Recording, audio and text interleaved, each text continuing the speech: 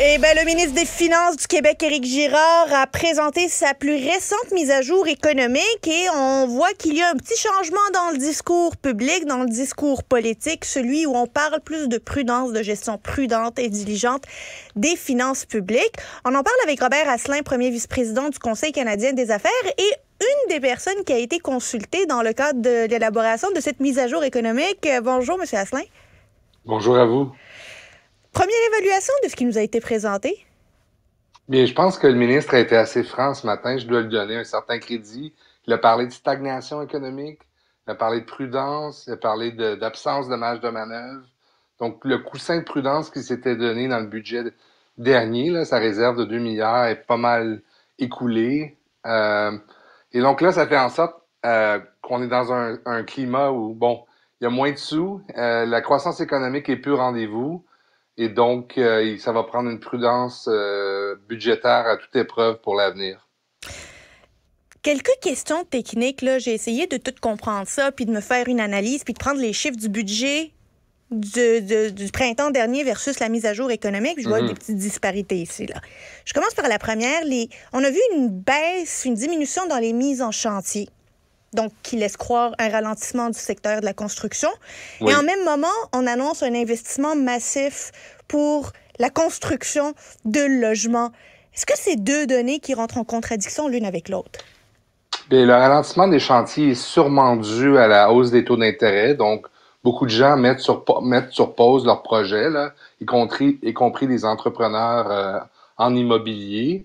Là, les logements qu'on veut construire, c'est pas clair. Est-ce que c'est des logements abordables? Ou Donc, pour sociaux. les gens, ou sociaux, c'est ça, à faible coût. Donc, ça, c'est une autre catégorie, je dirais, où le gouvernement peut procéder avec de l'emprunt, puis l'exécution est importante, mais je vois quand même une possibilité là. Mais si on parle de mise en chantier résidentiel, là, comme dans les banlieues québécoises, je pense que ça va être un défi, oui. On voit, on voit que le gouvernement a puisé dans ses provisions pour pouvoir répondre aux nouvelles mesures qu'il a annoncées, là, toutes les nouvelles mesures, notamment en matière changement climatique et services sociaux, itinérance, bref. Ça ne fait pas en sorte d'entamer ou de nous faire dérailler de la voie vers le retour à l'équilibre budgétaire. Mais ultimement, est-ce qu'on est plus à risque de devoir, dans un budget, deux budgets, repousser cette échéance de retour à l'équilibre budgétaire? Oui, la réponse à votre deuxième question, absolument. Je pense que le ministre, encore une fois, à son crédit, a dit aujourd'hui, je garde le cap, 27-28 pour l'équilibre, donc je veux revenir à zéro. Mais bon, on voit bien que la stagnation économique, là, à 0,5, 0,6% de croissance en PIB réel, si on accumule ça au fil des ans, évidemment, il va falloir repousser le retour à l'équilibre, parce qu'il faut comprendre, comme vous venez de dire, à chaque exercice budgétaire, mise à jour, on ajoute un peu de dépenses. Bon, là, on a ajouté 4 milliards sur 5 ans. C'est pas la fin du monde, mais quand même, c'est de l'argent qu'on n'avait pas dépensé avant. Et donc, ça fait en sorte effectivement que le retour à l'équilibre, pour moi, même si j'applaudis un peu la résilience du ministre, l'intention, je pense que ça va être difficile pour 27-28. Parce que moi, ce que je prévois, c'est une stagnation économique qui va se poursuivre.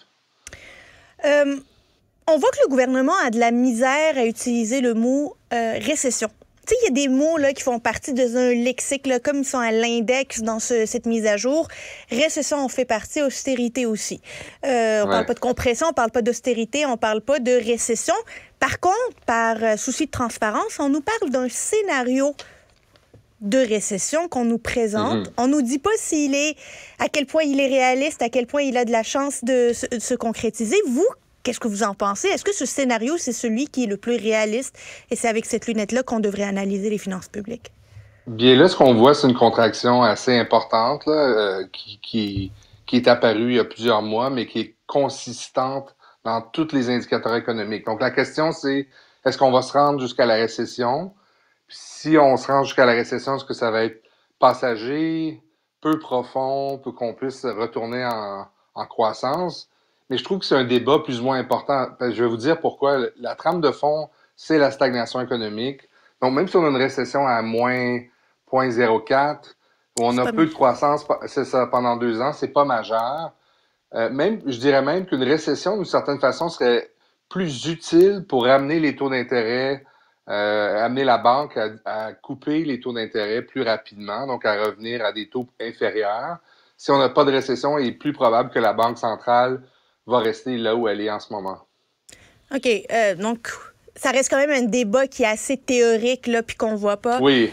Euh, Et je dois dire, monsieur le ministre Girard est assez têtu là-dessus. Il veut pas parler de récession, puis je comprends pourquoi. L'année passée, il nous disait non, il n'y aura pas de récession cette année. Non, il n'y aura pas de récession.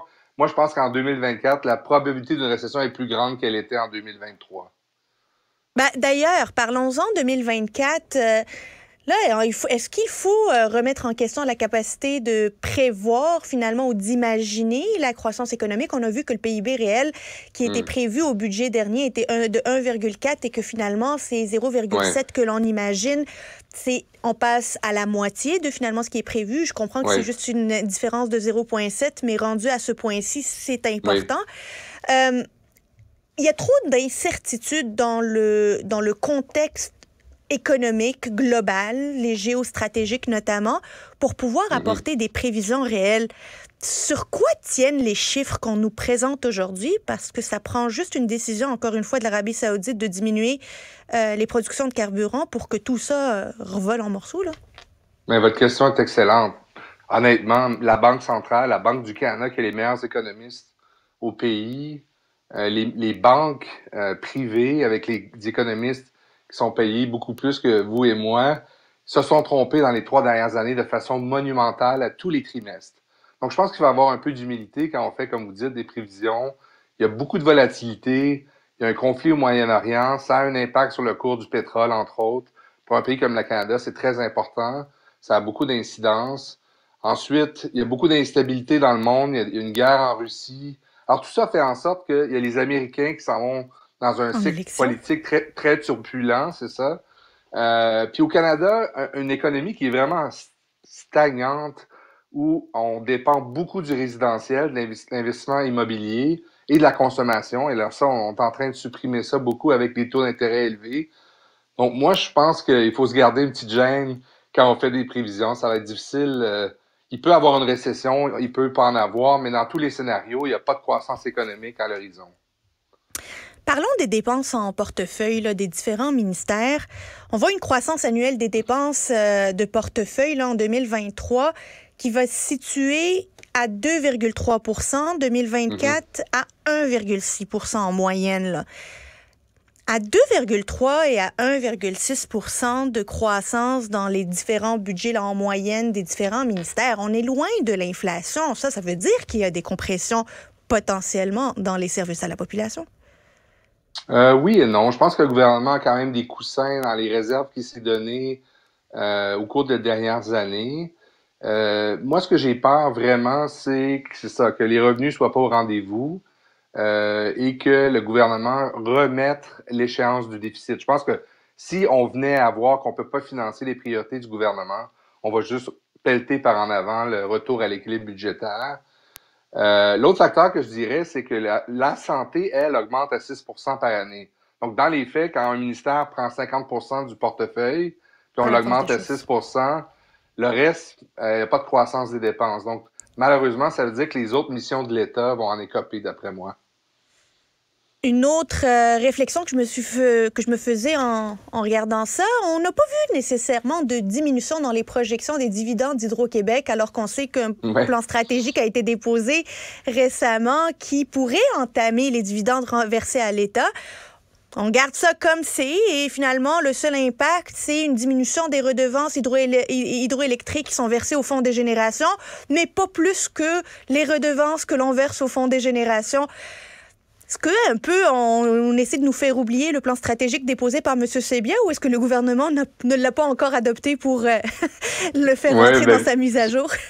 Vous avez l'œil fin. Je pense que le document de la mise à jour a été préparé avant que le plan stratégique ait été proposé, donc, et ça paraît. Et donc, évidemment, vous avez raison, la dividende, là, elle n'est pas mineure, c'est 3 milliards à peu près par année. On enlève ça du cadre financier. Oups, finalement... un trou assez important. Donc, et moi, je vais vous dire, sur l'emprunt global du plan de M. Sabia, 155 milliards, je suis assez sceptique on dit la caisse, tout ça. Écoutez, les gens qui financent des projets, il faut qu'ils fassent des sous, là. Donc, personne qui va faire la charité. Il va falloir qu'on finance ces emprunts-là sur les marchés. Les taux d'intérêt sont élevés. Il va falloir aiguiser son crayon, là. Et réécrire une mise à jour économique. Ça me rappelle finalement le budget qu'avait déposé Éric Girard la veille de la fermeture du Québec en temps de COVID. Bien intéressant tous ces chiffres, mais à quel point ils vont tenir. Robert Asselin, premier vice-président du Conseil canadien des affaires, toujours un plaisir de vous parler. Un plaisir. Merci à vous. Au revoir. Au revoir.